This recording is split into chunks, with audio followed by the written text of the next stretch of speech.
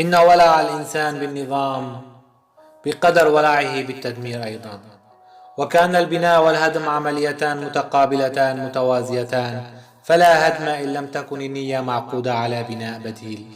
حيث يستخدم الإنسان كل أدواته لإيجاد موطئ قدم له إلى جانب العديد الساعي إلى استلام الدفة. فالعالم الخاضع لتغييرات جمة وتعقيدات متشعبة أمسى بمنظور المدرك عبارة عن كتلة هواجس وأفكار تتناطح فيما بينها، فعملية نقل النص من حالته الإبداعية المعروضة إلى حقيقته المتجلية بالنقد جعل منها المساحة القابلة لكل تأويل أو معنى يراه المدرك بطريقته، مبرزا في نظرته طريقة الفهم والإدراك اللذين يعمدان على فحص الجودة الفنية وكيفية عرض المأساة ابتغاء للفكرة التي تلبس الفن في مدى قربه من النفس وأثره عليه، حيث تعمد العلوم الإنسانية إلى إيضاح التقابلات المحكمة ما بين الإنسان والعالم عبر كشف العلاقة ما بين العلم والفن التاريخي المغاير لما دونته السلطات في تجميل انتصاراتها وزخرفة مفاهيمها بما يتناسب ومصالحها في كل زمان ومكان، حيث أن تجسيد التاريخ من سياق الإبداع الإنساني لأمر من شأنه أن يضع النقد في اختبار حقيقي من حيث إلزامه بالتأويل المبني على كشف المزيد من الرؤى والأفكار الإيجابية العامدة إلى تحريك الأدمغة ومحو ثقافة التلقي المفرط دون السبر والتنقيب ومعرفة ما هو قابل للحياة مما هو غير صالح للبقاء والديمومة مع الزمن.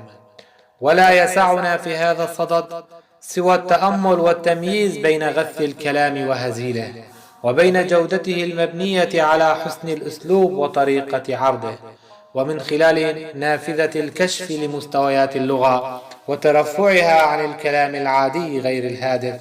يمكن تقديم سياقات بنائية تتسم بالجدة والواقعية أكثر، حيث يرى هيدغار في كتابه كينونة وزمن بأن ما نفهمه أولا في خطاب ما ليس شخصا آخر بل تطلع ما، أي مجمل عالم معيش جديد، والكتابة وحدها بتحررها فقط من مؤلفها بل من ضيق الحالة الحوارية أيضا تكشف عن توجه الخطاب الذي هو تطلع إلى عالم ما.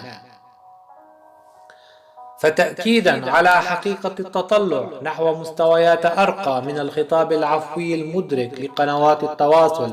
ما بين الذات والأشياء، لهذا يعمد النقد الجاد والنوعي على تقديم طرائق أكثر إثارة وتأثير لفهم طبيعة النص استنادا لمتناقضاته ومؤولاته المتعددة عبر تجسيد مستويات التخاطب وفهم إشاراته،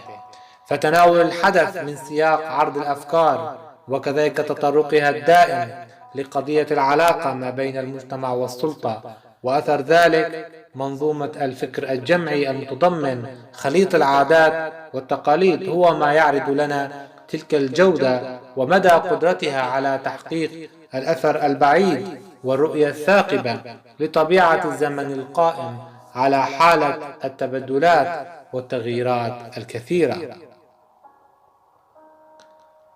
فالبحث عن الفضائل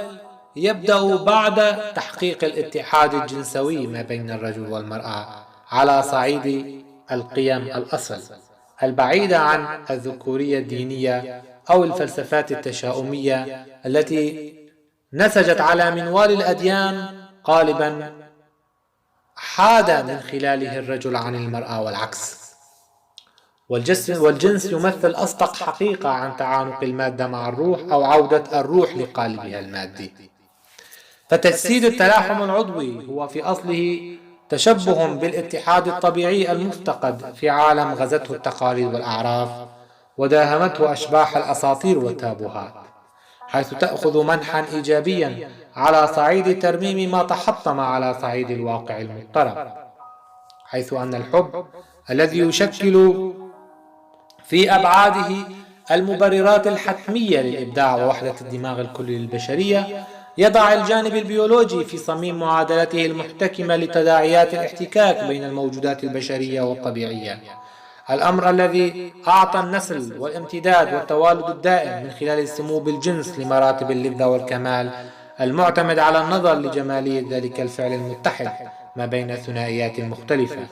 والتي من خلالها أمكن أن نسهب في الحديث عن الطاقة الإبداعية. فذلك الحب هو ذلك الفعل.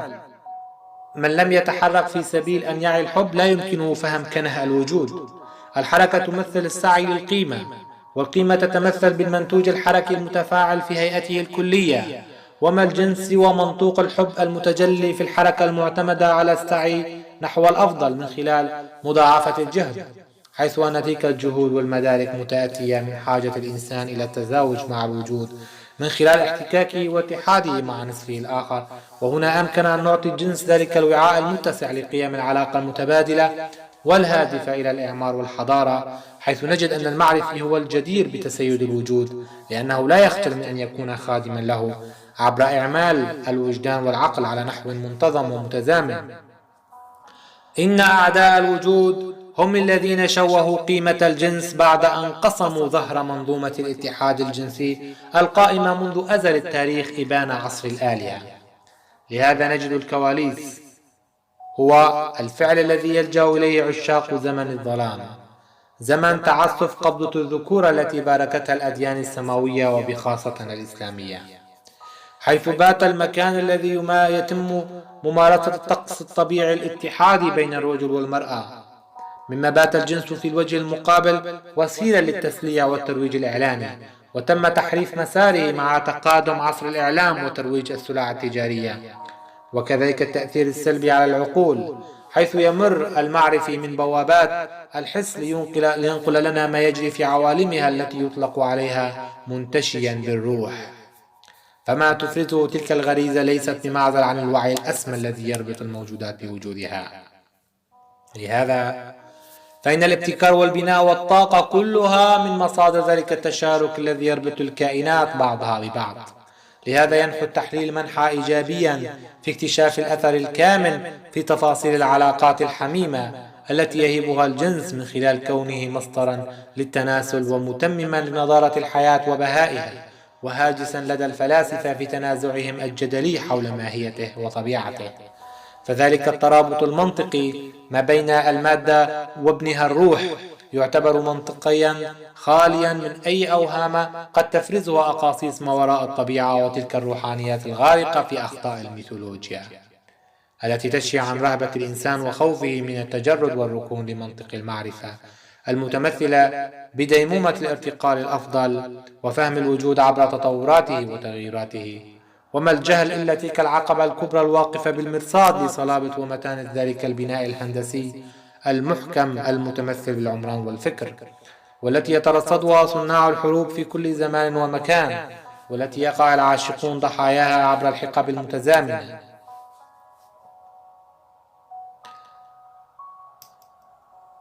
فلا نجد سوى تلك الموائمة المعبرة عن وحدة الحب والجنس المحفزين على الحرية والإبداع في بيئة سحقت فيها الأحلام وتجمدت، حيث تعمل الانفعالات وردات الفعل المتمخضة عن التجاذب والتوق إلى إطالة أمد المعركة من أجل تحقيق المثل الأسمى الراكن في الأذهان المرهفة، والتي يتلبسها شبح المأساة العارمة، والتي لا تقتصر على إتمام مراسيم وطقوس الولاء الجسدي فحسب، وإنما تتخطاها لتعبر عن هواجس مجتمع يعاني بكافة ميادينه واتجاهاته.